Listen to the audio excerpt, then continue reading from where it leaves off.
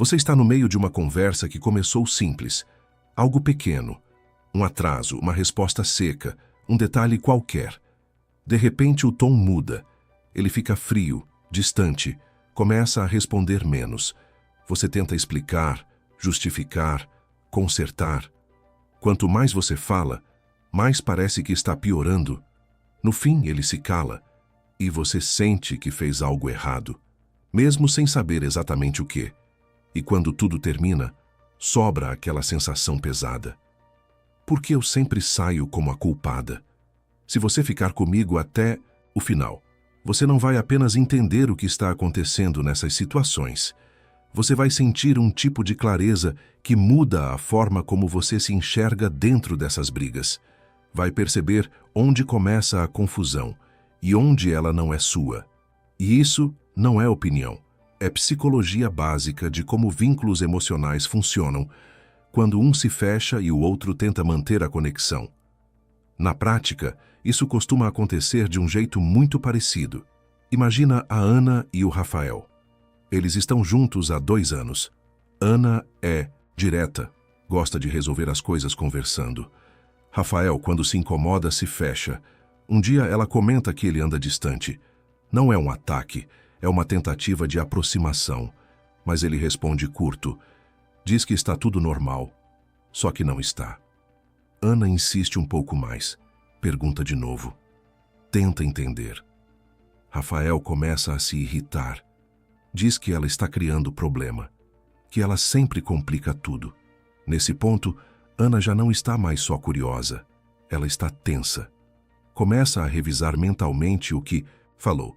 Será que fui dura demais? Será que falei na hora errada?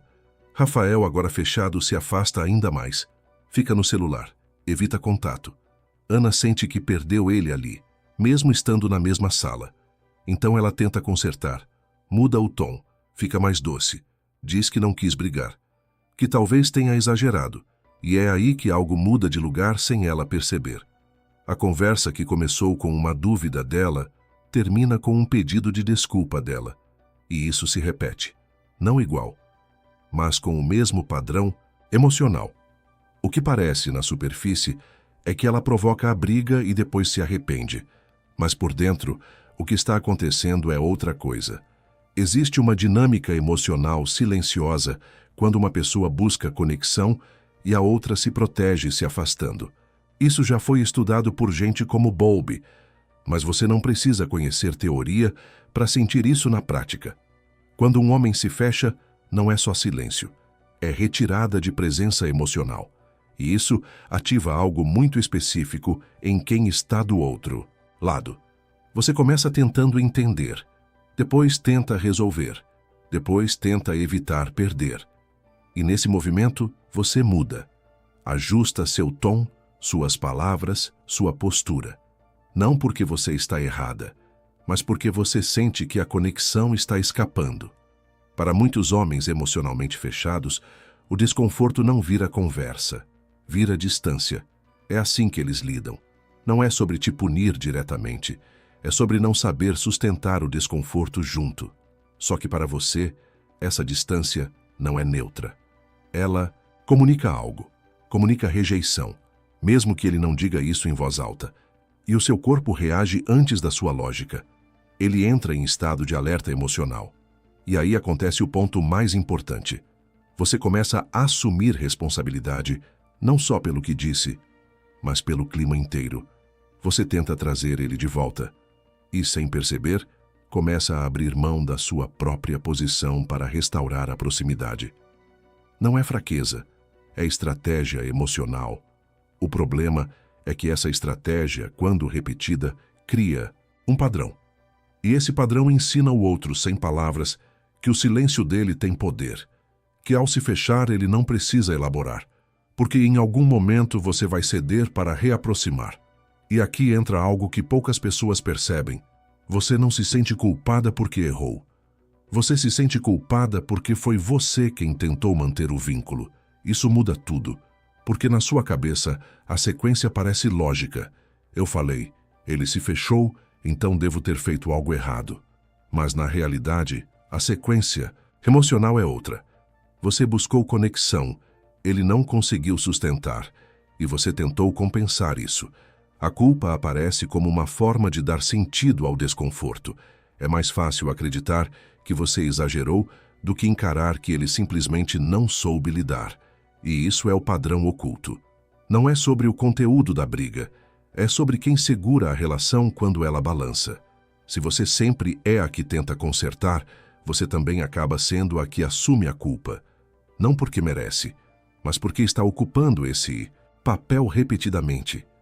E isso cansa, porque você começa a duvidar de si mesma, começa a editar suas falas antes mesmo de falar, começa a evitar certos assuntos para não gerar aquela sensação de novo.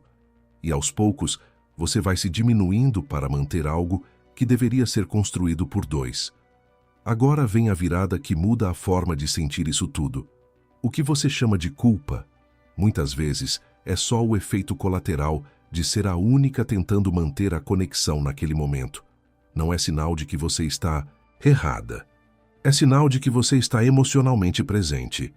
E isso, em vez de ser um defeito, é exatamente o que permite relações profundas existirem. O problema não está na sua tentativa de aproximar. Está na ausência de reciprocidade naquele instante.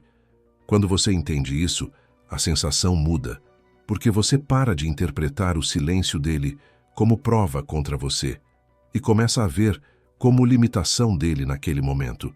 Isso não resolve tudo, mas muda o peso que você carrega depois.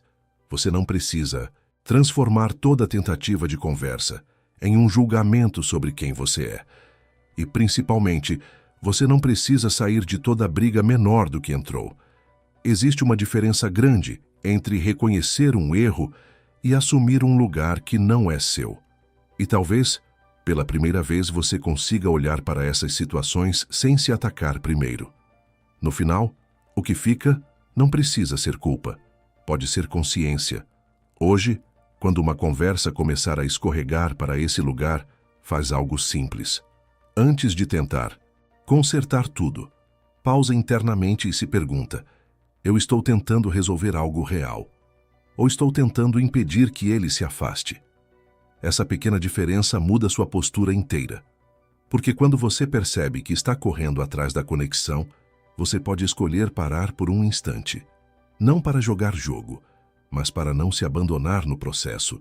Relacionamento não é sobre quem cede mais rápido, é sobre quem consegue permanecer presente sem se perder. E isso começa em você. Agora me diz, quantas vezes você já pediu desculpa, quando no fundo tudo que você queria era ser ouvida?